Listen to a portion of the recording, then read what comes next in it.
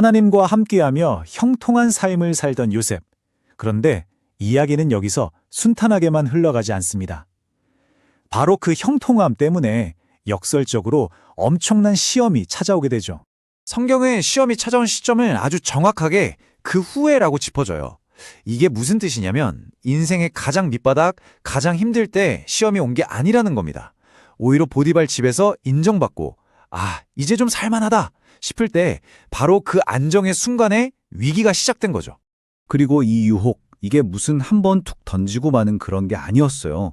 하루, 이틀, 아니요. 성경은 날마다 유혹했다고 기록합니다. 매일같이요. 와, 상상만 해도 정말 숨이 턱 막히죠. 이건 정말 차원이 다른 심리적인 압박이었을 겁니다. 그럼 이 지긋지긋한 유혹을 요셉은 대체 어떻게 이겨냈을까요? 그냥 의지가 강했겠지 하고 넘어갈 문제가 아니에요. 여기에는 아주 기가 막힌 전략이 숨어 있습니다. 자기 주인의 아내가 그것도 매일같이 유혹해오는 이 상황. 보통 사람이라면 글쎄요, 버텨낼 수 있었을까요? 요셉은 대체 이걸 어떻게 물리친 걸까요? 그의 전략은 아주 명확하게 두 단계로 나뉩니다. 첫째는 이 죄의 진짜 문제가 뭔지 그 본질을 정확하게 알았다는 거. 그리고 둘째는 자기 의지만 믿고 맞서 싸운 게 아니라 아예 그 죄를 지을 만한 환경 자체를 피했다는 겁니다. 첫 번째 전략이 바로 이 고백에 다 담겨 있어요. 내가 어찌 이 큰 악을 행하여 하나님께 죄를 지으리이까? 보세요.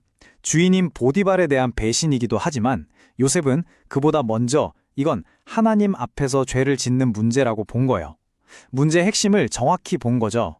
바로 이걸 코람데오 신앙이라고 합니다. 하나님 앞에서라는 뜻인데요. 간단히 말해 사람이 보든 안 보든 CCTV가 있든 없든 나는 항상 하나님의 시선 앞에서 살고 있다는 걸 의식하는 태도. 요셉의 삶을 지탱한 게 바로 이거였습니다. 두 번째 전략은 더 현실적이고 아주 현명합니다. 유혹과 맞서 싸우려고 하지 않았어요. 아예 함께 있지도 않았다고 하잖아요.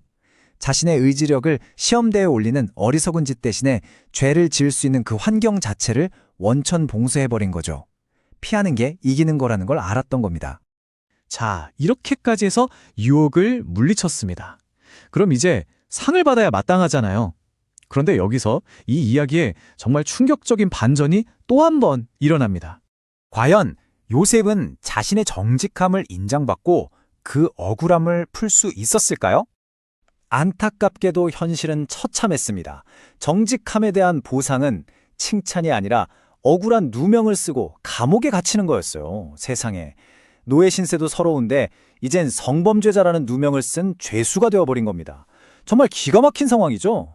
하지만 이야기는 여기서 끝나지 않습니다. 이 최악의 절망처럼 보이는 감옥행이 사실은 하나님의 가장 놀라운 계획의 일부였다면 믿으시겠어요? 이 부분이 요셉 이야기 전체를 다시 보게 만드는 진짜 하이라이트입니다. 성경이 남긴 아주 중요한 단서가 있어요. 요셉이 갇힌 곳은 그냥 감옥이 아니라 왕의 죄수를 가두는 곳이었다는 사실. 이게 왜 그렇게 중요할까요? 거긴 아무나 가는 곳이 아니었다는 뜻입니다. 이 표가 모든 걸 설명해 줍니다. 보세요.